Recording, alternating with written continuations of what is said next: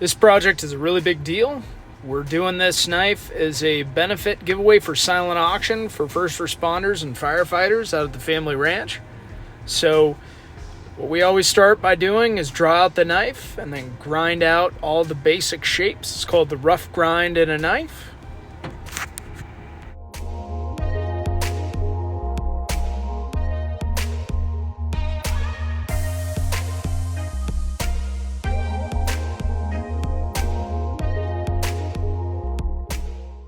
Obviously couldn't get that small wheel into the choil completely, so I'm taking a file and just hand filing out some of this area before I do all of my finish grinding and make sure that it's all the way complete.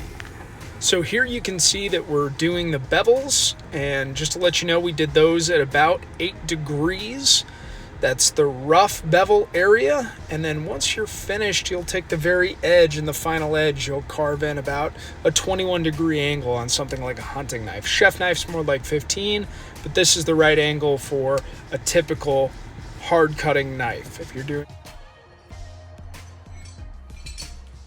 tonight's big night. This is the first time that I've actually quenched a knife in Parks 50.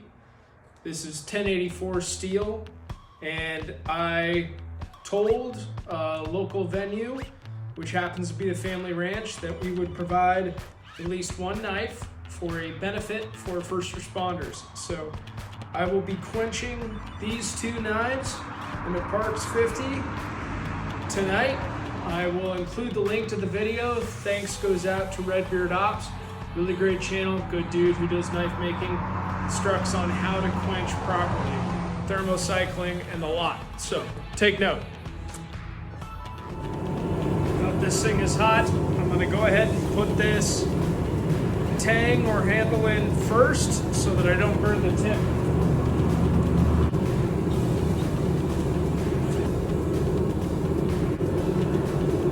Some people might be wondering, all right, Mike, what's that extra metal thing doing sitting in the forge?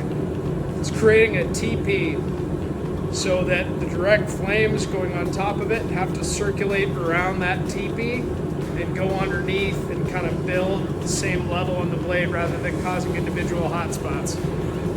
Now I've got this infrared thermometer, and the first temperature I'm looking for is 1800 degrees. This is called thermocycling. We're gonna bring it up to 1800, and then we're gonna take it and hang it on these hooks that I've set up in here and let it air cool all the way down to room temperature and back up and down, back up and down 3 times. 1800 is the first. We're gonna go to 1600, and the target temperature that should turn this to pearlite, correct crystalline structure of steel that causes the best strength, hardness, all that kind of stuff. That's what we're shooting for, 1500. The third thermal cycle for 1084 and 1080 steel only. This is not the quenching structure for other steels, definitely not for stainless. Obviously what we're doing is checking the temperature just to see what the overall temperature is in the kiln and putting the blade in for the first cycle. Comes out at about 1800 degrees. Let it hang on the wall, and then we put it in for the second cycle. Take it out at 1600 degrees. Check the temperature. Make sure that you're right. You've been doing your cycling correct. If you go too hot rather than just below it, you'll change the crystalline structure of the steel in a way that you don't want it to be done. It's hard to undo it. So you have to be correct in the way that you get this right every time you quench.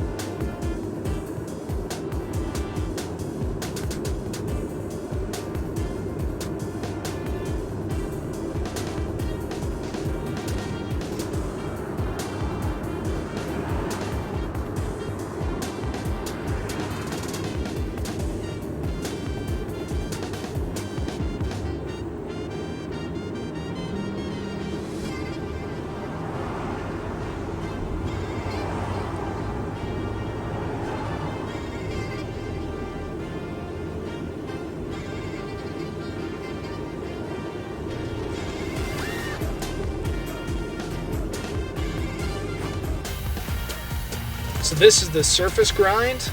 Once you get the knife done and it's quenching and it's normalizing, where you put it in an oven and turn it up to about 400 degrees and let it soak for an hour twice, it's got all of this slag, all of this extra material on the outside of the knife that you have to take off. And you want to take that off anyways, because you're going to go ahead and polish up the rest of the knife to the right angle before, or to the right grit, before you start putting on things like your guards. This is the guard, or some people will call it the hilt of the knife. And I'm cutting this out on a bandsaw in a basic shape, getting it set where I want it over the knife, and then tapping it. This little punch tool is awesome. You push it down and it auto punches holes. They're very small, so you have to go back in with a regular punch and hammer it in, but it makes the marks where you want it very easily. It's a great tool.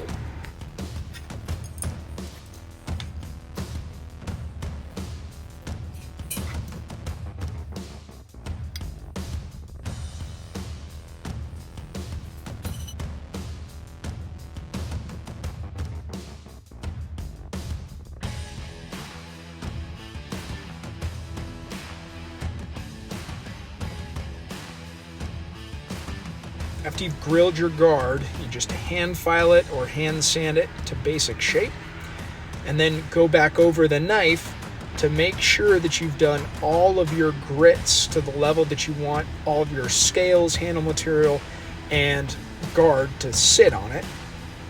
And now we're just drilling out the scales so that we can put the brass pins and everything in.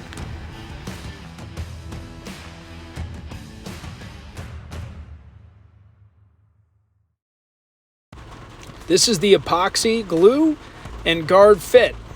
I would highly recommend you do the scales and the pins and the guard all at the same time. My dad did just the guard here, and it can cause some issues later when you need to sand everything back so it fits flush.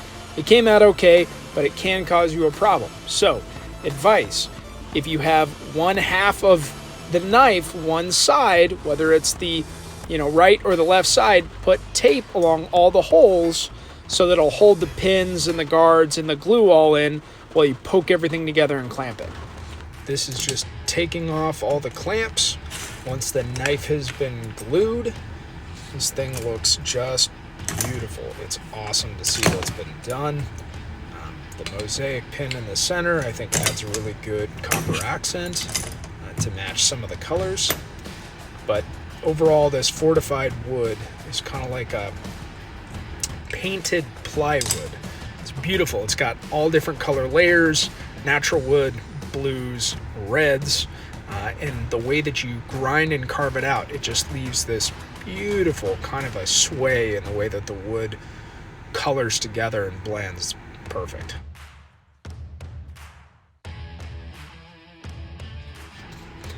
So as you're seeing this and I'm recording the voiceover, I haven't even seen the final polish grind or the finish grind where my dad's going to run through all the grits. I'm just doing the basic shaping of the curves in the handle here. And this was nerve-wracking for me. So we'll see how it turns out when my dad has it all finished. He's got that meticulous eye, so hopefully he did a good job.